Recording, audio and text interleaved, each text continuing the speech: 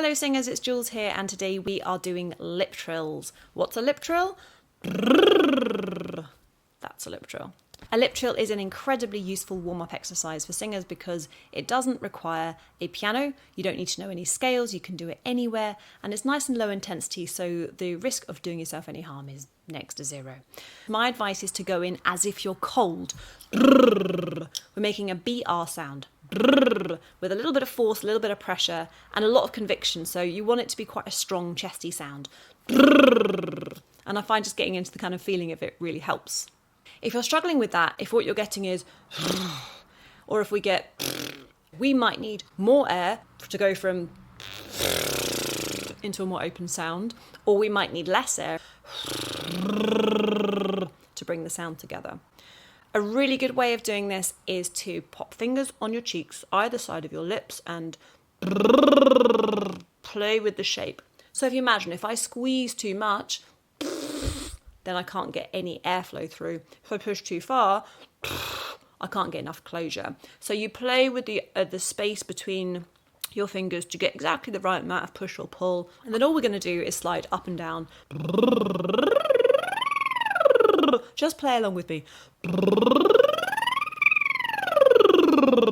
We can do low ones. We can do high ones. And there we go. Did you know there's a more advanced way of doing a lip trill, which is to adapt the vowel in the mouth while we do the lip trill? So we don't tend to think about there being a vowel, but if you think when I do a lip trill, I quite naturally make an vowel. Whereas I could make an E vowel.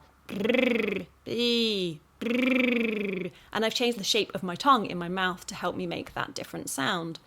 Why is this useful? Well, it's really useful to be able to create a sustained airflow while changing the vowel. And also it's useful when you're warming up to help us access the different parts of the range. So to go from a slightly dumber sound at the bottom to a slightly brighter sound at the top, at the bottom, E at the top.